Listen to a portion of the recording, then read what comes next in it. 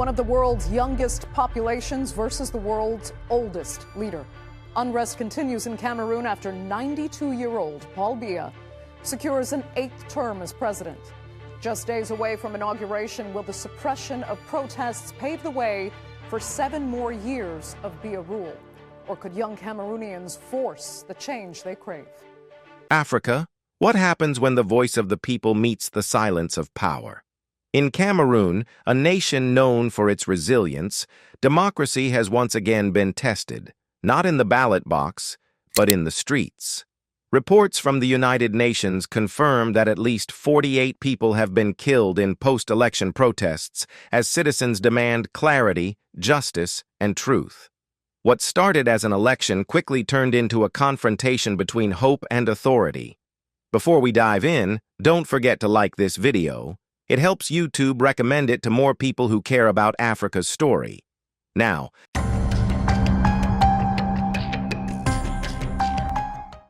let's break down exactly what's happening in Cameroon and what it means for Africa's future. The story begins just days after Cameroon's presidential election, an event that many hoped would open a new chapter of peace and renewal. The atmosphere was tense from the start. Long queues at polling stations, technical delays, and allegations of irregularities across several regions. Opposition parties began sounding alarms even before results were announced, claiming intimidation, voter suppression, and manipulation of the counting process. When the Electoral Commission finally declared the incumbent as the winner, I hereby declare elected President of the Republic, having obtained the majority of the votes cast, the candidate Biya Paul. The country erupted. Across major cities, Yaoundé, Douala, Bafoussam, and Bamenda, thousands of people poured into the streets, chanting slogans demanding transparency. For many, it wasn't just about who won, it was about the integrity of the process itself. But what followed shocked the world. Within hours, clashes broke out between demonstrators and security forces. Tear gas filled the air, live rounds were reportedly fired, and what began as peaceful protests turned deadly. Streets.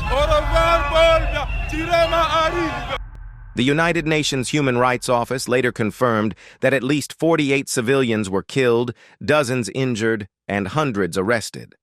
Eyewitness videos shared online showed chaotic scenes, citizens running for safety, injured protesters being carried away, and security trucks patrolling the streets long after curfews were declared. International observers have expressed deep concern. The African Union, ECOWAS, and several human rights organizations have called for restraint and independent investigations. But inside Cameroon, the government insists that it acted to maintain order, accusing what it calls foreign-backed agents of stirring chaos.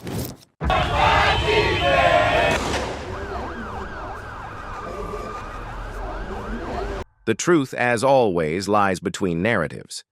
For years, Cameroon has faced complex political and social challenges, from the Anglophone crisis in the northwest and southwest regions to tensions between the ruling elite and opposition movements. These underlying divisions have made every election cycle a potential flashpoint. And in 2025, those wounds reopened. Many protesters who spoke to local media said they felt unheard and marginalized. "We voted for change," said one young man in Douala, "but they don't want change. They want control." His words echo the frustration of an entire generation, one that has seen decades of promises without transformation. Meanwhile, families of the victims are left mourning in silence. Hospitals in Yaoundé and Douala confirmed treating several people with gunshot wounds, while humanitarian organizations warn that the real death toll could be higher.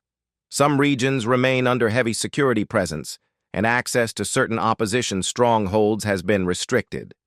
This tragedy raises important questions, not only for Cameroon, but for all of Africa. How do we strengthen democracy when the very act of choosing a leader becomes a source of fear? How do we protect citizens' voices when power is defended with bullets instead of ballots? Cameroon's story is not isolated. Across Africa, the struggle between people's power and political control continues to define our era.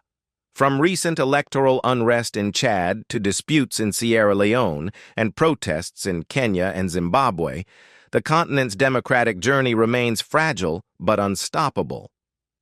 And yet, there is something deeper happening, something that many analysts call the awakening of the African youth. More than 60% of Africa's population is under the age of 25. They are tech-savvy, politically aware, and globally connected. They no longer wait for change to come, they demand it. In Cameroon, much of the mobilization happened online. Twitter, TikTok, and WhatsApp became the front lines of political expression, where young people documented events in real time and amplified their demands for fairness. But this digital awakening also faces new challenges. The Cameroonian government reportedly restricted access to social media platforms during the height of the protests, citing national security. This move sparked backlash, as critics said it silenced citizens instead of protecting them. Still, in the face of repression, the people continue to speak. Churches, student unions, and civic groups have joined calls for dialogue and reconciliation. A few influential religious leaders have even offered to mediate between the government and opposition parties, a move that could help calm tensions if both sides agree. Outside Cameroon, the diaspora community is making its voice heard, too. Cameroonians living in Europe, the United States, and Canada have organized peaceful marches demanding accountability. They remind the world that Cameroon's crisis is not just a local issue. It's a human issue, part of Africa's broader journey toward justice and self-determination. So what happens next? According to sources close to the Electoral Commission, a review of contested results may be underway, though opposition leaders remain skeptical. They insist that only an independent investigation, possibly with African Union oversight, can bring credibility to the process. The government, on the other hand, maintains that the election was fair and that the violence was the work of misguided elements. The challenge for Cameroon now is not only to restore peace, but to rebuild trust. Once citizens lose faith in the ballot, they turn to the streets, and when the streets become battlegrounds, democracy itself is at risk. This is where leadership matters. True leadership listens. It doesn't fear criticism, it learns from it.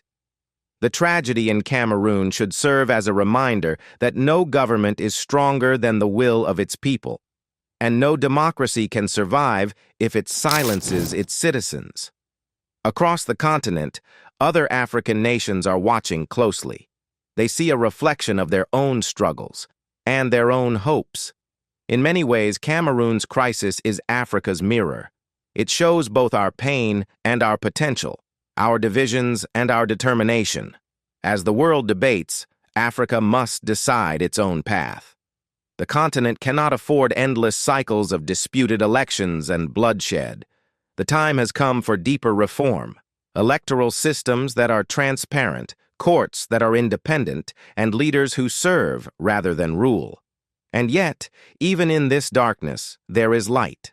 There are stories of courage, journalists who continue to report despite intimidation, doctors and nurses who treat the wounded without bias, ordinary citizens who shelter strangers fleeing violence.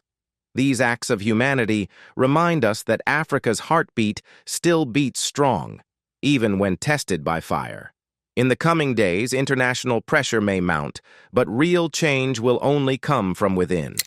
Cameroon's youth, its civil society, and its elders all have a role to play. Healing won't be easy, but it begins with truth, and truth begins with dialogue. At Voice of Africa, we believe that Africa's destiny lies in its unity, not in division, not in violence, but in the courage to confront injustice with wisdom and resolve. To the people of Cameroon, your pain is Africa's pain. Your struggle is our shared story. May peace return to your streets, and may justice guide your leaders. Thank you for watching Voice of Africa.